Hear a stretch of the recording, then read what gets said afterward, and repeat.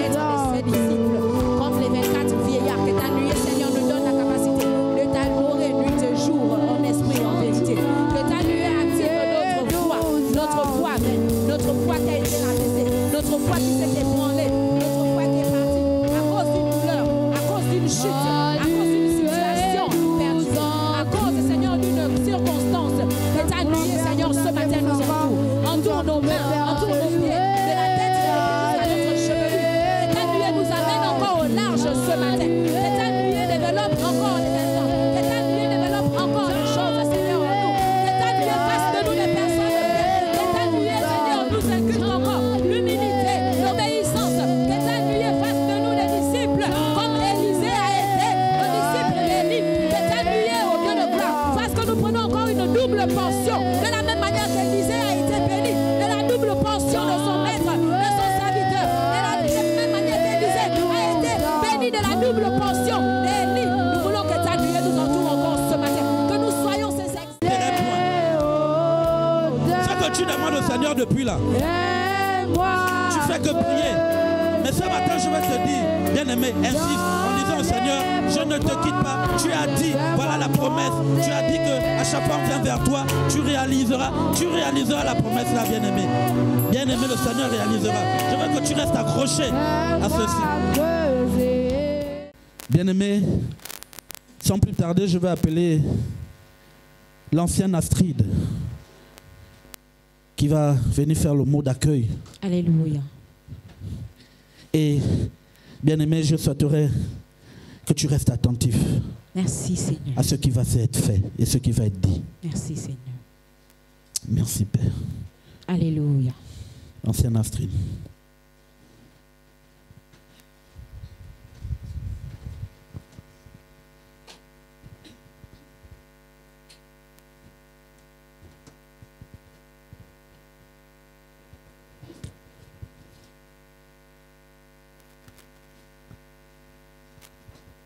Shalom.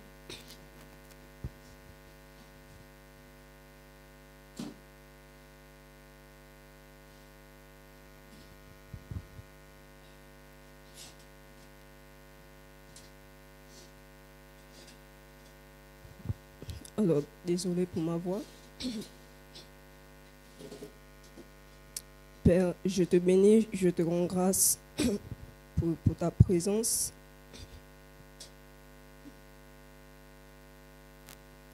Je te bénis pour nos vies, je te bénis pour nos âmes.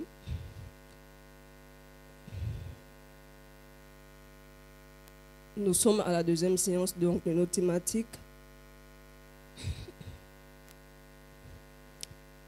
Où es-tu? Le Yod, le Shin, le Vav et le Aïn, le Dieu d'Élie. Les leçons et la réussite du second voyage d'Élisée et les impératifs corrélés à la chute du manteau d'Élie. Selon 2 Rois 2, 14. La lettre Yod est la plus petite de lettres de l'alphabet hébraïque. Le pictogramme de Yod représente un bras et une main, symbolisant l'œuvre et l'action de Dieu.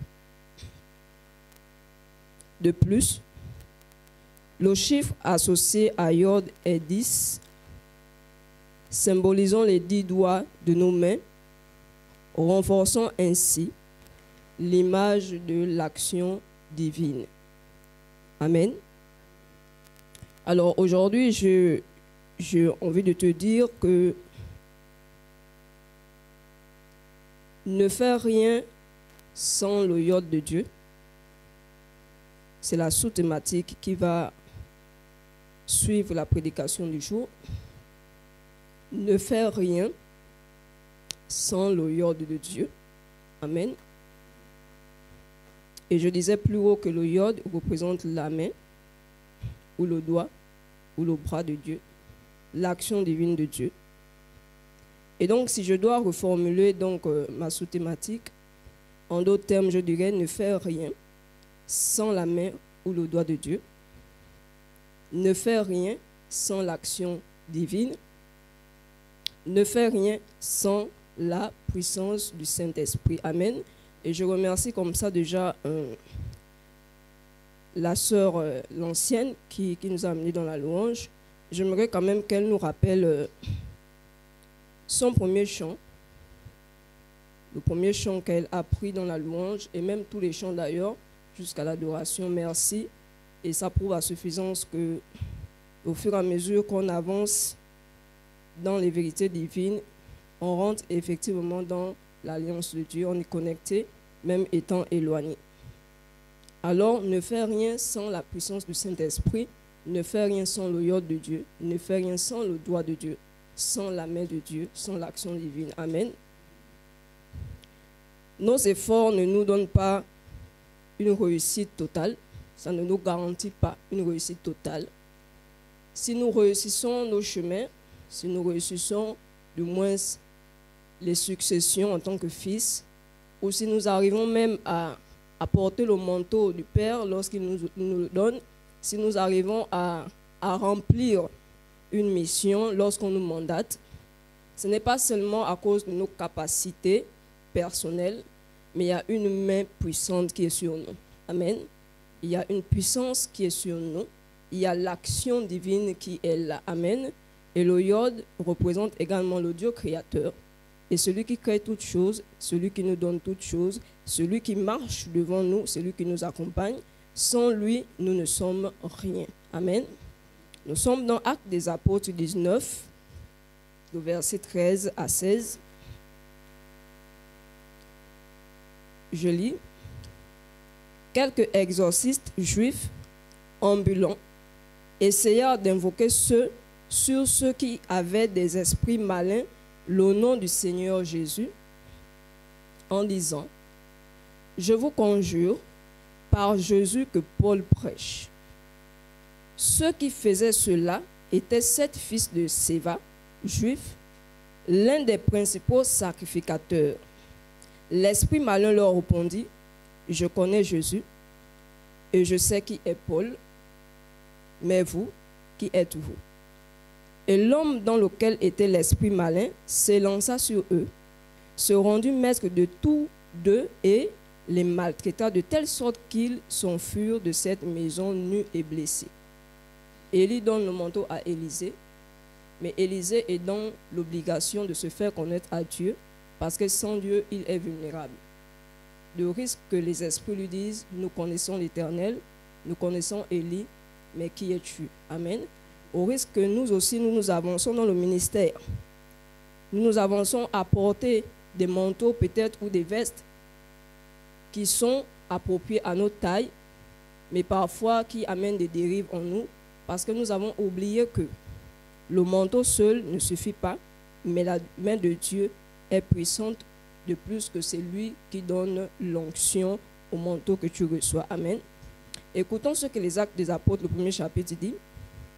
Il leur répondit: ce n'est pas à vous de connaître les temps ou les moments que le Père a fixés de sa propre autorité, mais vous recevrez une puissance, le Saint-Esprit survenant sur vous, et vous serez mes témoins à Jérusalem, dans toute la Judée, dans la Samarie et jusqu'aux extrémités de la terre.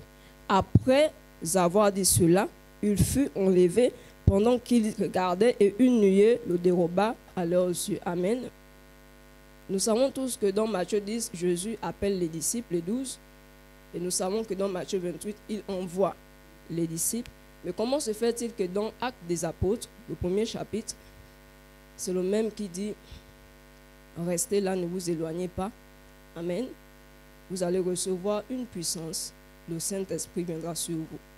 Mais Yeshua savait que être choisi, être envoyé, recevoir un manteau n'est pas suffisant. Tu peux avoir le manteau et ne rien faire. C'est pourquoi il faut rechercher la puissance, il faut rechercher l'onction, il faut rechercher l'autorité spirituelle. Je termine par ce texte-là. Salomon, qui avait tout connu, qui avait tout reçu, toutes les richesses. Mais Salomon finit par dire: si l'Éternel ne bâtit la maison, ceux qui la bâtissent travaillent en vain. Si l'Éternel ne garde la ville, celui qui la garde veille en vain.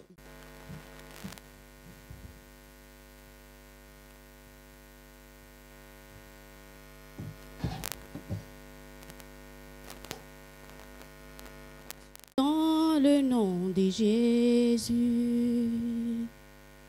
il y a une puissance dans le nom de Jésus qui brise les chaînes, qui brise les chaînes, qui brise les chaînes, qui brise les chaînes, qui brise les chaînes, qui brise les chaînes. Il y a une puissance dans le nom de Jésus. Il y a une puissance dans le nom de Jésus. Qui brise les chaînes, qui brise les chaînes, qui brise les chaînes, qui brise les chaînes, qui brise les chaînes, qui brise les chaînes. Il y a une puissance dans le nom de Jésus. Il y a une puissance dans le nom de Jésus qui brise les chaînes, qui brise les chaînes, qui brise les chaînes, qui brise les chaînes, qui brise les chaînes, qui brise les chaînes. Éternel, mon Dieu, mon roi, nous te bénissons ce matin. Nous te rendons encore les actions de grâce, toi l'unique et le véritable. Toi qui n'as pas changé, tu es le même hier, aujourd'hui et pour toute l'éternité. Nous venons encore t'élever ce matin, Seigneur, pour ta fidélité, ton amour infini, pour la paix que tu mets dans nos cœurs. Sois glorifié encore ce matin, mon Dieu et mon roi. Sois élevé, sois magnifié. Sois glorifié encore dans nos vies, Père. Parce que nous savons que sans toi, nous ne sommes rien. Sans toi, Saint-Esprit, nous ne pouvons rien. Viens encore manifester ta puissance en ces lieux. Viens manifester ta puissance dans nos vies. Ta puissance dans tout ce que nous allons entreprendre encore ce matin. Que la gloire, le règne, la louange te revienne à toi seul, au véritable. C'est dans le nom de Jésus-Christ que j'ai prié, j'ai dit Amen. Amen, amen. Nous sommes bel et bien dans le livre des 2 rois, le livre historique de l'Ancien. Et les impératifs corrélés à la chute du manteau d'Élie. Nous avons comme pour texte de base 2 rois 2,14. Nous avons comme pour sous-thème la transmission de l'autorité spirituelle. Amen. Alors ce matin, je vais expliquer quelques mots. L'enseigne qui m'a précédé avait déjà expliqué le tétragramme WHW, YHWH, Y qui signifie Yod. C'est la plus grande lettre de l'alphabet hébraïque. C'est la main, signe de l'autorité et le pouvoir prophétique. La puissance qui produit les miracles. Nous avons le H qui a pour valeur la louange. Nous avons le W, la souffrance et le clou, les clous de Jésus-Christ. Je pense que le dimanche passé, la servante de Dieu avait parlé de l'alliance. Elle avait déjà expliqué. Elle avait déjà donné la définition des impératifs qui signifie les exigences. Corrélé qui signifie rattaché. Et ici, je vais expliquer en quelques lignes le manteau. C'est quoi le manteau? Durant mes recherches, j'ai pu regrouper quelques définitions du manteau. Ici, j'ai dit le manteau. Le manteau ici, c'est recevoir et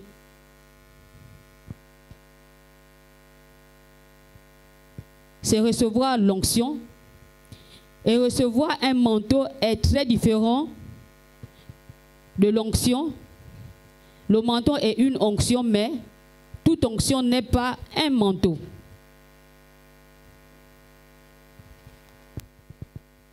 toute onction n'est pas un manteau.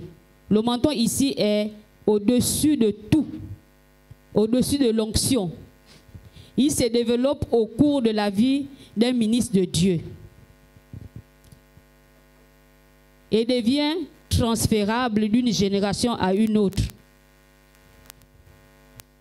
L'imposition des mains ne signifie pas recevoir un manteau. Lorsqu'on t'impose les mains, ne signifie pas que tu reçois un manteau. L'imposition des mains signifie recevoir l'onction. Tu peux recevoir l'onction lorsqu'on t'impose les mains. Mais recevoir un manteau est très différent. Recevoir le manteau ici, je disais, est très différent de recevoir l'onction. L'onction, on le reçoit par l'imposition des mains. Amen.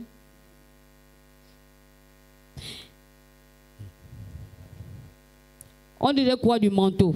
Comment recevoir le manteau? Durant le travail d'un ministre de Dieu, il y a beaucoup de choses qui se passent. C'est durant son parcours qu'il acquiert le manteau. Comment s'acquiert le manteau? En travaillant.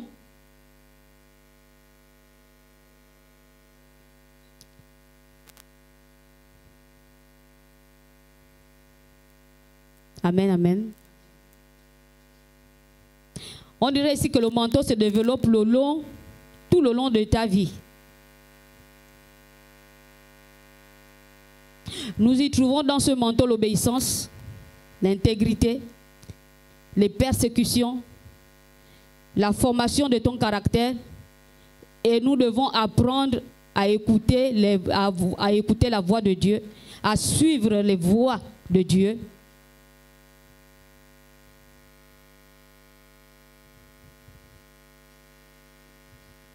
Tout ce parcours-là, c'est ce qui donne le manteau à un ministre de Dieu.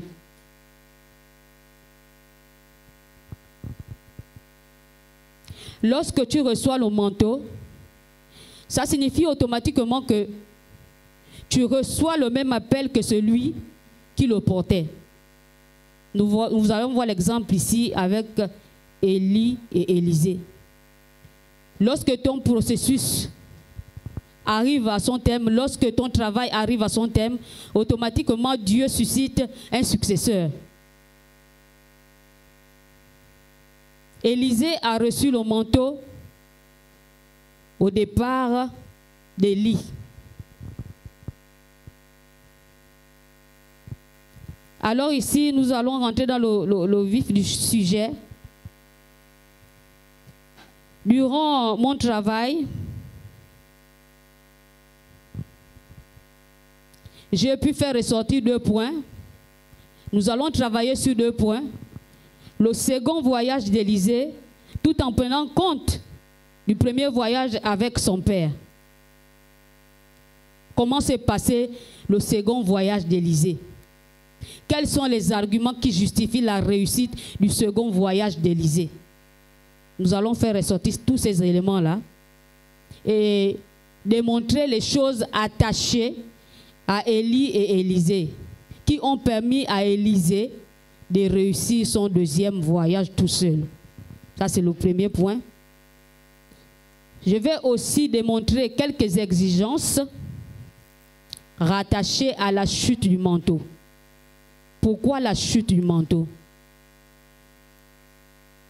Je veux me focaliser sur ces 2 points. Nous allons lire la parole de Dieu dans 2 Rois 2, verset 14. Si le peuple de Dieu peut se tenir debout.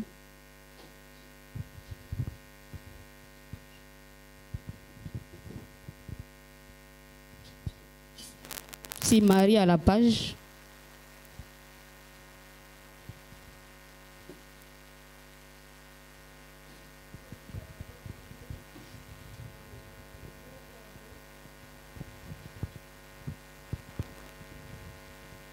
Je lis la parole de Dieu dans le livre de 2 Rois 2, au verset 14 de la version Darby.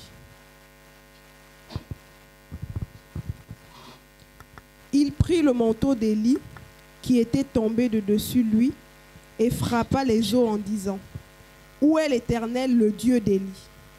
Lui aussi frappa les eaux et elles se divisèrent en de part et d'autre. Et Élisée passa. Amen. Veuillez vous asseoir, merci.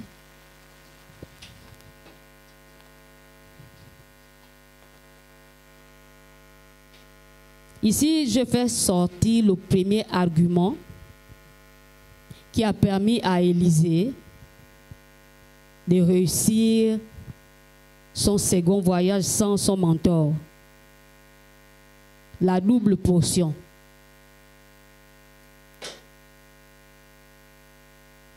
La double portion ici a permis à Élisée de retraverser le Jourdain sans son père.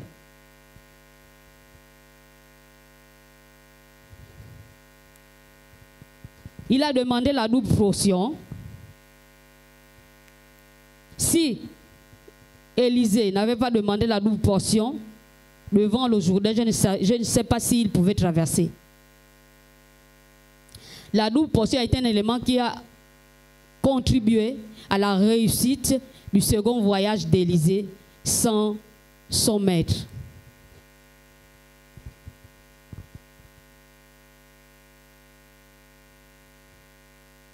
Nous allons encore lire dans 2 Rois 2, versets 12 à 13.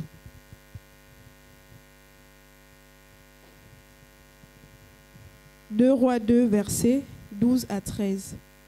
Élisée le vit et s'écria, « Mon père, char d'Israël et sa cavalerie. » Puis il ne le vit plus. Il saisit alors des vêtements et les déchira en deux. Verset 13. Il ramassa le manteau d'Élie qui était tombé de dessus lui, puis il s'en retourna et se tint sur le bord du Jourdain. Amen, amen. La parole de Dieu déclare qu'on ne met pas du vieux vin dans des nouvelles outres. Amen. Avant de reporter le manteau que son maître avait fait tomber, il s'est d'abord dépouillé de ses vieux vêtements. Donc ici, on nous apprend qu'avant de recevoir quelque chose venant de Dieu, venant de notre mentor, nous devons d'abord nous dépouiller afin que le nouveau vêtement vienne prendre place. Nous ne pouvons pas rester avec nos vieux vêtements et vouloir de nouveaux vêtements. Amen, amen. Ici, Élisée s'est dépouillé de ses vieux vêtements et il a revêti le manteau d'Élie. Amen.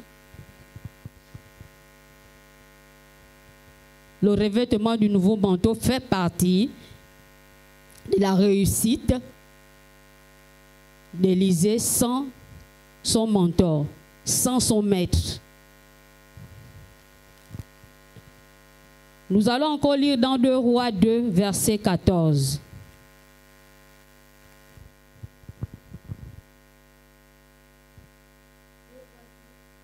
Deux Rois 2, verset 14. Il prit le manteau d'Élie qui était tombé de dessus lui et frappa les eaux en disant, « Où est l'Éternel, le Dieu d'Élie ?» Lui aussi frappa les eaux et elles se divisèrent de part et d'autre et Élisée passa. Lorsqu'il s'est trouvé devant le Jourdain, il fallait bien qu'il puisse passer. Il s'est souvenu du Dieu d'Élie, son mentor, d'où il a besoin de la manifestation de la puissance de Dieu pour fendre le Jourdain et qu'il puisse passer. Il a crié, « Où est le Dieu d'Élie ?» L'alliance que tu avais faite avec mon mentor, que cette alliance parle maintenant. Lorsqu'il a crié à Dieu, la main de Dieu, le iode de Dieu, est rentré en manifestation. Dieu a fendu le Jourdain à deux afin qu'Élisée puisse passer. Nous voyons ici la manifestation de la main de Dieu. On a dit ici que le iode était la main de Dieu, la puissance, l'autorité de Dieu. C'est à cause de cette puissance-là, c'est par la puissance de la main de Dieu que le Jourdain s'est ouvert. et Élisée est passé. Nous ne pouvons pas avoir un manteau sans la puissance. Nous ne pouvons pas avoir l'onction de Dieu sans la puissance. Nous ne pouvons pas entreprendre la marche sans la puissance du Saint-Esprit. Comme disait l'ancienne ici, celui qui bâtit une maison sans l'Éternel la bâtit en vain. Ici, nous avons vu la manifestation de la puissance de Dieu. La main de Dieu agit lorsque Élisée avait crié « Où est le Dieu d'Élie » Devant le Jourdain, Élisée a crié à Dieu afin que la main de Dieu puisse se manifester. Et nous avons vu ici que bel et bien la main de Dieu s'est manifestée en ouvrant le Jourdain à deux. Amen, amen.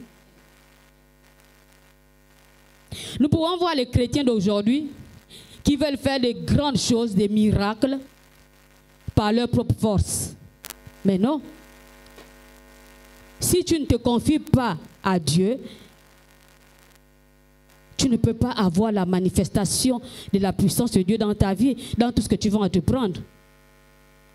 Tu ne peux pas faire conduire un peuple, tu ne peux pas compter rien que sur ta propre force, non. Tu dois compter sur la force de Dieu. Tu dois compter sur le yord de Dieu pour voir les choses avancer.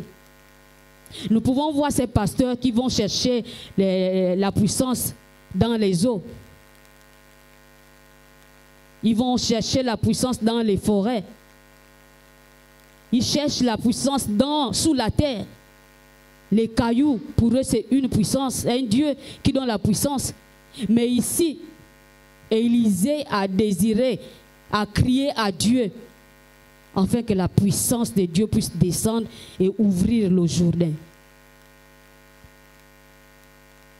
Nous devions continuer à marcher avec le Dieu Tout-Puissant pour voir la manifestation de sa puissance. Si tu veux faire des miracles, si tu veux aller plus vite, si tu veux désirer travailler pour Dieu, tu as intérêt à t'attacher à celui qui fait les miracles. Le Dieu Tout-Puissant, c'est lui qui fait les miracles. Nous avons vu qu'au cours du passage d'Élie, il a fait beaucoup de miracles. Et nous avons aussi vu comment Élisée a commencé à marcher jusqu'à la fin. Il a aussi fait beaucoup de miracles. Pour les lecteurs de la Bible, vous connaissez quelque chose de ça. Je vais passer au petit 2. Pourquoi la chute du manteau? Quelles sont les exigences attachées à la chute du manteau? Pourquoi Élie avait fait chuter son manteau? Ce n'est pas parce que Élisée a marché avec lui, simplement. Non, il y a dans la Bible des passages qui nous montrent pourquoi la chute du manteau. Le manteau n'a pas chuté parce que Élisée était beau, élégant. Ce n'est pas parce que Élisée a fait l'école. Ce n'est pas parce que Élisée était ceci, était cela. Mais il y a des passages dans la Bible qui nous expliquent pourquoi la chute du manteau. Quelles sont ces exigences, ces éléments qui ont permis au manteau de tomber lorsque Élie est parti au ciel. Alors je vais faire ressortir quelques exigences.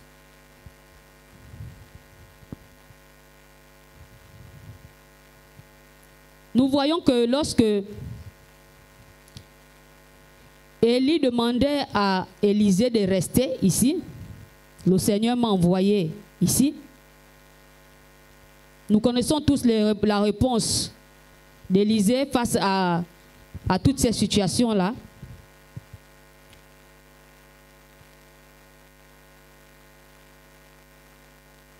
De Gilgad à Bethel, dans 2 Rois 2, verset 2, nous avons vu qu'Élie avait demandé à Élisée de rester.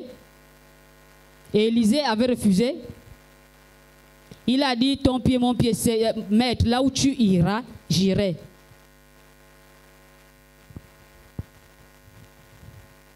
Il fallait que Élie puisse tester Élisée.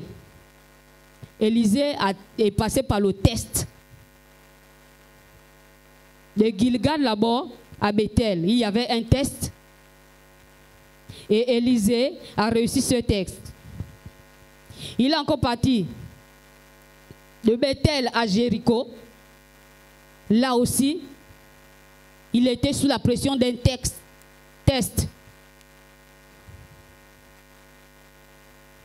De Bethel à Jéricho et de Jéricho au Jourdain. Là aussi, il y a un test qui s'est présenté. Élisée a été testé. Élie a testé la foi d'Élisée. Élie a testé l'obéissance d'Élisée. Élie a testé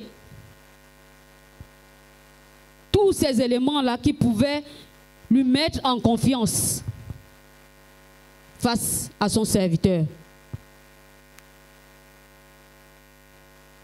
Il fallait bien qu'Élisée passe dans tout ce parcours-là pour mériter le manteau de son maître.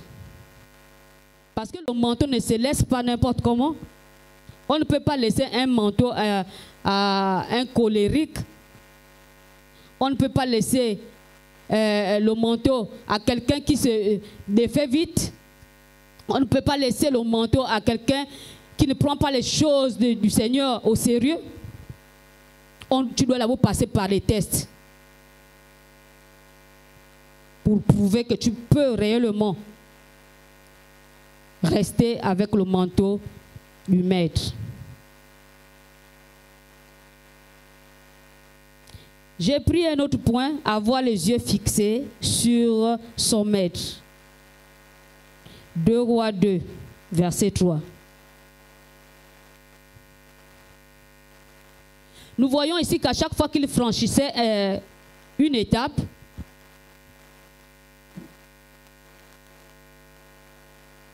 lorsqu'ils étaient à Jéricho et lorsqu'il était même à Bethel, les gens autour de lui, les enfants des prophètes, venaient lui dire, est-ce que tu sais qu'on va enlever ton maître au-dessus de ta tête? La distraction. Il répondait toujours, oui, je le sais, taisez-vous. Élisée n'était pas distrait. Ses yeux étaient fixés sur son objectif, sur son maître. Quel que soit le vent qui souffle, quelles que soient les persécutions, quel que soit tout ce que tu peux raconter pendant ta marche, que tes yeux restent fixés sur celui que Dieu a mis devant de toi. Que tes yeux restent fixés sur le Seigneur. Nous avons vu ici qu'Élisée n'était pas distrait. Quel que soit tout ce qu'on vient de le dire, il disait toujours, taisez-vous. Moi, mon objectif, c'est de voir mon maître monter. Parce qu'il avait déjà un plan dans sa tête, demander la double portion à Élie. Il ne s'est pas détourné des critiques. Quelles que soient les critiques, Élisée est resté attaché. Quelles que soient les médisances, Élisée est resté attaché. Tout ce qui pouvait tourner autour de lui, bouger autour de lui, ce n'était pas son problème. Lui, ses yeux étaient fixés sur son maître. Amen. J'ai encore pris un autre tiret, devenir un vrai fils. Je pense que l'ancienne avait parlé de ça ici dimanche passé. Dans 2 Rois 1, verset 12.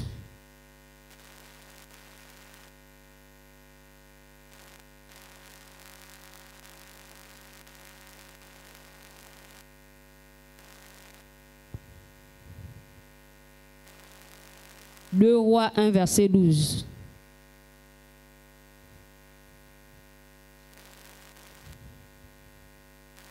Élisée regarda et cria, mon père, char d'Israël et sa cavalerie.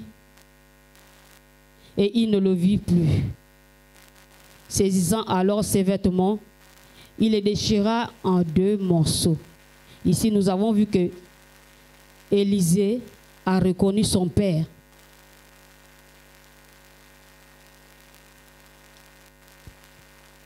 Élisée était le fils d'Élie, un véritable fils qui a suivi les pas de son père, un véritable fils qui ne s'est pas détourné lorsque son père est parti, un véritable fils qui a reconnu son père, qui a fait les mêmes choses que son père avait fait. Élisée a traversé avec son père les différentes stations. Et au retour, il a refait les mêmes stations tout seul. Parce que non seulement il avait vu comment son père faisait, mais aussi il s'est dépouillé de tout. Il s'est dépouillé de tout afin de recevoir la double portion qu'il avait demandé à son père. Bien aimé, la double portion.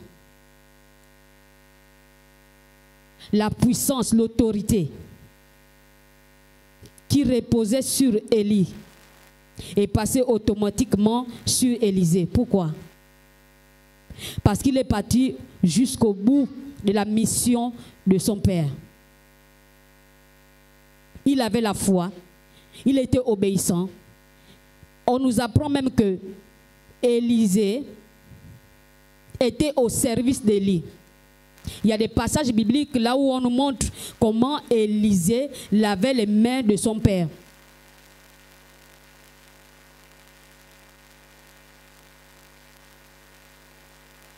Élie a traversé le Jourdain. Élie est passé par l'école de Bethel, la maison de Dieu. Élie est passé par Jéricho, persécution. Nous connaissons tous l'histoire de Jéricho ici, le mur de Jéricho. Tout ce que Élie avait fait, Élisée l'a fait. Dans toutes les stations, Élisée accomplit la mission. Il n'y a pas une station qui s'est dressée devant lui. Il a franchi les obstacles de Jéricho. Il a franchi les obstacles de Bethel. Il a franchi les obstacles du Jourdain.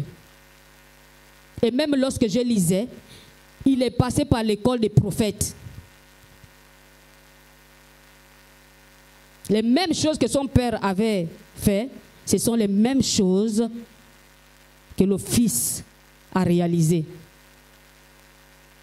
Les miracles qu'Élie avait fait par la puissance de la main de Dieu, Élisée aussi a fait les miracles par la puissance de la main de Dieu. Élisée est passé par la souffrance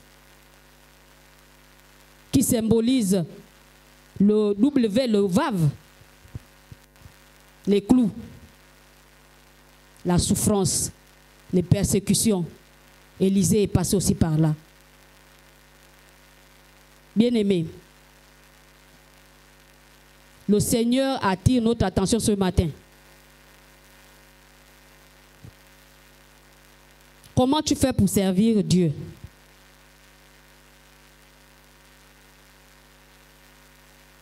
Tu veux hériter bel et bien du manteau de ton maître, mais quelle est ta posture?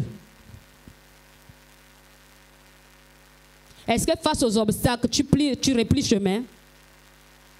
Moi, quel que soit le vampire, si je dois affronter le vampire, mais que ça soit avec la puissance de la main de Dieu, je l'affronte. Dans ma famille là-bas, ils sont pleins. un petit témoignage. La semaine passée, on a eu un décès. J'ai envoyé ma contribution. Et après le décès, c'est mon grand frère qui m'appelle. C'était même quand vendredi ou jeudi. Il m'a dit non, il faut venir. Mais je le voyais déjà venir. Parce que moi, quand je dors, Dieu me révèle toujours. Oh non, il faut venir. Je vais venir te faire le compte rendu. Le compte rendu qu'on m'a jamais fait. Hein. Après tous les décès qui se font, viens. On va faire le compte rendu. Moi, c'est trouvé quelque part. Je lui ai dit, fais ça par WhatsApp, mon grand. Il dit, non, moi, je ne peux pas te faire ça par WhatsApp. J'ai dit, fais le message par WhatsApp. Il dit, ok, bon, c'est bon. On ne doit plus se voir. J'ai dit, c'est bon. J'ai arrêté mon téléphone. Moi, je marche avec Dieu. Aucun sorcier de ma famille, s'il n'a pas permis ça au début, ce n'est pas la fin qui doit permettre. J'ai confiance en mon Dieu. Je sais celui que j'ai pris.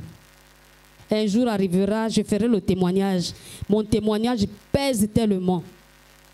Alors Dieu nous invite à marcher comme Élisée auprès d'Élie. Tu veux l'onction de Dieu. L'onction de Dieu va te localiser dans le travail que tu es en train de faire. Nous avons vu comment Élie a trouvé Élisée à Horeb. Il était en train de faire quoi? Il était en train de travailler. Il était en train de travailler avec le troupeau de ses vaches. Comment Dieu a localisé David? Qu'est-ce que David faisait?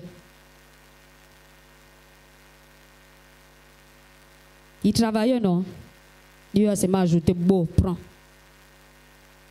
Il y a tellement des exemples dans la Bible.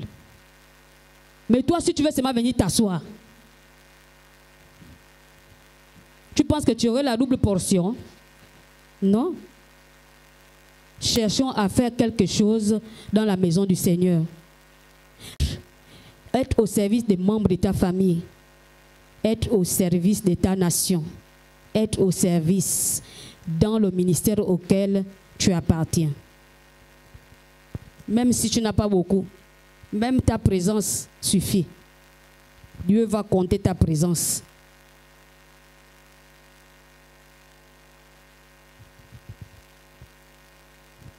Dieu m'a parlé vendredi au travers de ma patronne parce que c'est une femme de feu. Elle a reçu le manteau de l'intercession. Elle a ça. Quand j'arrive au boulot, moi-même j'ai pris même, depuis que le jeûne là est terminé, même depuis le début du jeûne, je sens que j'ai reçu pour moi. Donc, la paresse que j'ai faisais avant là, j'ai laissé.